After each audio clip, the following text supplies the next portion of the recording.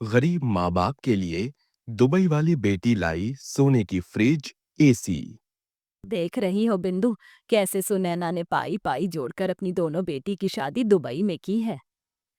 हाँ, अब दोनों बेटी दुबई में राज करेंगी। कुछ देर बाद दोनों ही बहन की विदाई हो जाती है और वो अपने ससुराल दुबई पहुंच जाती हैं। दोनों बेटी की शादी दुबई में करके सुनैना और रामवीर पर लाखों का कर्जा हो गया था, जिसे चुकाने के लिए रामवीर और सुनैना जमींदार के खेत पर फसल की कटाई का काम करते थे। जून जुलाई की कड़कती धूप में रामवीर फसल की कटाई करते करते वहीं बेहोश हो जाता है। अरे ये क्या हो गया, आप ठीक तो हैं? अरे कोई है, जरा देखिए मेरे पति को, ये क्या हो रहा है? सुनैना आसपास के लोगों से मदद मांगती। कुछ लोग आकर रामवीर के मुंह पर ठंडा ठंडा पानी मारते हैं। सुनैना दीदी, मेरी बात का बुरा मत मानिएगा, लेकिन सच तो यह है कि आपकी और रामवीर भैया की अब बहुत उम्र हो गई है। इस उम्र में इस कड़ी धूप में फसल की कटाई करना आपकी सेहत के लिए ठीक नहीं है। बालवीर, जब सिर पर जिम्मेदारियां और लाखों का कर्जा होता है, फिर बूढ़ा शरीर बूढ़ा नहीं लगता। हाँ भैया, मैं आपकी बात समझ सकता हूँ, लेकिन फिलहाल आप आराम करिए। जाइए सुनैना दीदी, रामवीर भैया को घर ले जाइए। रामवीर और सुनैना कड़ी धूप में पटपटाते हुए अपने घर आ रहे होते हैं। प्यास से उनका गला सूख रहा होता है। कुछ देर बाद दोनों घर पहुंचते हैं। सुनैना टीन के घर में रहा करती थी, जिस घर की चारों खिड़कियां टूटी फूटी थी। उन खिड़कियों से धूप की किरणें तेजी से घर में आया करती थी, जिसके कारण घर पूरा गर्म हो जाता था और मटके का पानी भी खौल जाता था। कविता मटके का खौलता हुआ पानी माँ और पिताजी के लिए लेकर आती है। रामवीर जैसे ही उस गर्म खौलते पानी को पीता है, वह पानी को मुंह से उगल देता है। क्या हुआ, आप ठीक तो है ना? इतनी कड़ाके की गर्मी पड़ रही है और ये मटके का पानी पूरी तरह से खौल चुका है। इस पानी को पी के तो मेरा पूरा मुंह जल गया। आसपास की चारों खिड़कियां टूटी हुई हैं पिताजी, जिस वजह से धूप की किरणें तेजी से घर के अंदर आती हैं और पानी भी गर्म हो जाता है। रुकिए, मैं कुएं से आपके लिए ठंडा पानी लेकर आती हूँ। कविता मटके को कमर पर रखकर कुएं के पास पानी भरने आती है। कविता पानी भरने के लिए कुएं में जैसे ही मटके को डुबाती है कि गरम गरम पानी से उसका हाथ जल जाता है। आह, आह, आह, इस कड़ी धूप में तो ये कुएं का पानी भी बहुत गर्म हो गया है। लगता है पानी लेने के लिए शाम को ही आना पड़ेगा, जब मौसम थोड़ा ठंडा होगा। कविता निराश होते हुए मटके को लेकर अपने घर आती है। माँ, गर्मी पड़ने के कारण कुएं का पानी भी बहुत गर्म था। आप थोड़ी देर रुकिए, मैं पड़ोस में किसी से मांग कर आती हूँ। कविता पड़ोस की सरला के पास आती है। सरला ताई, अपने फ्रिज में से थोड़ा सा ठंडा पानी दीजिए ना। माँ और पिताजी ठंडे पानी के लिए तरस रहे हैं और इस कड़ी धूप में कुएं का पानी भी बहुत गर्म हो रहा है। अरे तो कुएं का पानी गर्म होगा तो तू क्या मुझसे पानी मांगने आएगी? अरे तेरे लिए थोड़े ना भर के लगाती हूँ फ्रिज में पानी। अरे इतने ही रईस वाले शौक है तो अपने घर में फ्रिज लगवा ले। मेरे घर में इतने फालतू पानी नहीं है कि मैं बांटती फिरूं। जा किसी और से मांग ले। कविता कई घरों में जाकर मदद मांगती है, लेकिन कोई उसे ठंडा पानी नहीं देता। दरवाजे पर खड़ी सुनैना ये सब देखते हुए कहती है, क्यों अपना मुंह खराब कर रही है आस पड़ोस के लोगों से पानी मांग कर? रहने दे, शाम को जब कुएं का पानी ठंडा होगा तो हम वही पी लेंगे। चल घर के अंदर। सुनैना अपनी बेटी को लेकर घर के अंदर आती है। माँ, हम इतने बुरे दिनों से गुजर रहे हैं। अगर हम चाहें तो हम अपनी दीदी से भी तो मदद मांग सकते हैं ना? नहीं कविता, तुम्हारी बहनें पहले ही इतने बुरे दिन देखकर यहाँ से विदा हुई हैं। अब जब अपने दुबई के ससुराल में वो कुछ अच्छे पलों को जी रही हैं, तो यहाँ के हालातों को बताकर उनको चिंता में मत डालो। हाँ, तेरे पिताजी सही कह रहे हैं। चलिए ठीक है, कुछ नहीं बता रही, पर बहुत दिन हो गए। चलिए आज दीदी से बात कर लेते हैं। कविता अपनी दोनों बहन को वीडियो कॉल करती है। और कविता, कैसी हो? माँ, पिताजी, आप लोग ठीक हो? क्या हुआ, आप लोग इतना चुप चुप क्यों हैं? कोई बात है क्या?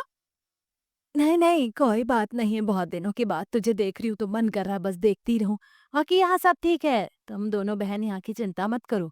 दीदी हमसे मिलने घर कब आओगी? आऊंगी ना, बस ये थोड़ा सा काम वगैरह खत्म हो जाए ऑफिस का, फिर फ्री होकर आराम से आऊंगी। ठीक है दीदी, रखती हूँ, अपना ध्यान रखना। सुनैना और रामवीर अपने हालातों के बारे में अपनी बेटी से कुछ नहीं कहते। ऐसे ही कई दिन गुजरते हैं और गर्मी दिन प्रतिदिन बढ़ती ही जा रही थी और कड़ी धूप में रामवीर और सुनैना की फसल की कटाई करते करते उनकी तबीयत भी अब दिन पर दिन खराब रहने लगी थी। तभी एक दिन कविता अपनी माँ और पिता को खाना परोस कर देती है। सुनैना खाने का एक निवाला मुंह के अंदर लेती है। आहा! मुझसे ये खाना खाया क्यों नहीं जा रहा है? क्या हुआ, आपके मुंह में कोई चोट लगी है क्या? लाइए मैं देखती हूँ।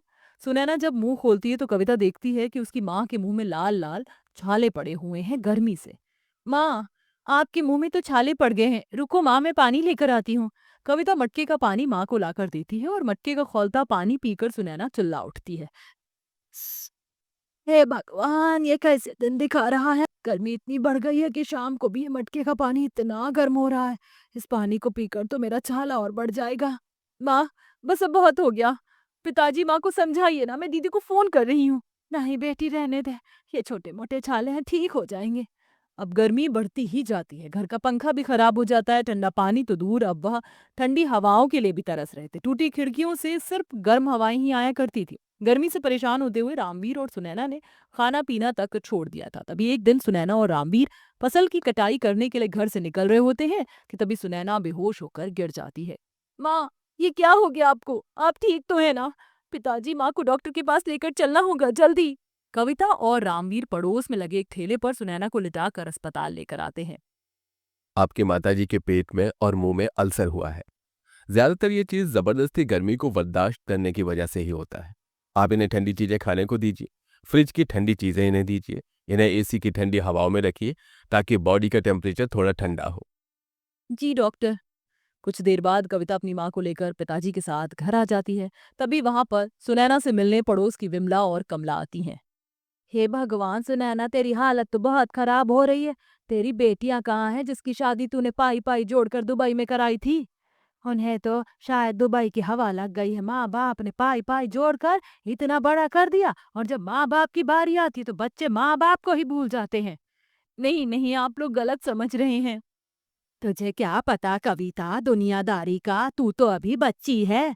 कमला और सरला सुनैना को उसकी दोनों बेटी के प्रति भड़काकर वहां से चली जाती हैं। सुनैना की तबीयत अब खराब ही होती जा रही थी। वह ठंडी हवाओं के लिए इतना तरस चुकी थी कि वह सांस तक नहीं ले पा रही थी।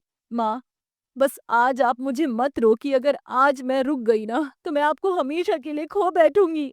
सुनैना फौरन अपनी दोनों बहन से कॉन्फ्रेंस कॉल पर बात करती है और सारी चीजें उन्हें बताती है। घर में इतना सब कुछ हो गया छोटी, लेकिन तूने हमें एक बार भी बताना जरूरी नहीं समझा। चल मैं तुझे क्या बोलूं जब माँ ने तुझे रोक रखा था। अभिमानी और शिवानी दोनों ही अपने माता पिता के लिए दुबई से सोने की फ्रिज और सोने के एसी को लेकर अपने गांव पहुंचती। घर के बाहर एक बहुत बड़ी गाड़ी लगती है जिसमें से 4 से 5 लड़के सोने के एसी और फ्रिज को निकालकर सुनैना के घर के बाहर रखते हैं।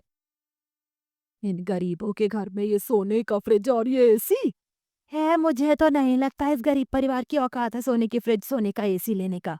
सरला और कुंती सुनैना की औकात की बात कर रहे होते कि तभी दूसरी गाड़ी से शिवानी और ईमानी निकलती, जिसने बहुत ही महंगी साड़ी पहनी हुई होती है और हाथों में सोने की चूड़ियां, गले में सोने का हार, बालों में सोने के परांदे पहने हुए थे। बाप रे! सरला, ये तो सुनैना की बेटी हिमानी और शिवानी है। देख कैसे सोने में लदी हुई है। सोने से लदी हुई तो हैं, और तो और सोने के फ्रिज और सोने का एसी तक लेकर आई हैं अपने गरीब माँ बाप के लिए दुबई से। अब 4 से 5 लड़के उस सोने के फ्रिज और एसी को घर के अंदर ले जाते हैं और कुछ लड़के दीवार पर एसी को टांगते हैं, जिसके बाद हिमानी और शिवानी भी घर के अंदर घुसती है और अपनी दोनों बेटी को देखकर सुनैना की जान में जान आती है। सुनैना अपनी दोनों ही बेटी को गले से लगाती है। माँ, पिताजी, घर में इतना सब कुछ हो गया लेकिन आपने एक बार भी हमें बताना जरूरी नहीं समझा। अरे शादी करके क्या सच में हमें पराया ही समझ लिया था? कैसी बातें कर रही है? बच्चे कभी अपनी माँ बाप के लिए पराये होते हैं? दीदी, अच्छा हुआ आप ये सोने का एसी और सोने का फ्रिज ले आई। अब इससे माँ की तबीयत बहुत जल्दी ठीक हो जाएगी। एसी में रहने के बाद सुनैना की तबीयत पूरी तरीके से ठीक हो जाती है, जिसके बाद कुछ दिनों तक हिमानी और शिवानी अपने पीहर में ही रुकती हैं और अपने माता पिता के लिए एक दूसरा घर खरीदती हैं और कविता की भी एक अच्छी एमएनसी कंपनी में जॉब लगवा देती हैं, जिसके बाद हिमानी और शिवानी के पीहर की आर्थिक स्थिति हमेशा के लिए सुधर जाती है। ऐसी मज़ीद वीडियोज़ देखने के लिए हमारे चैनल एंजम स्टोरीज़ टीवी को सब्सक्राइब करो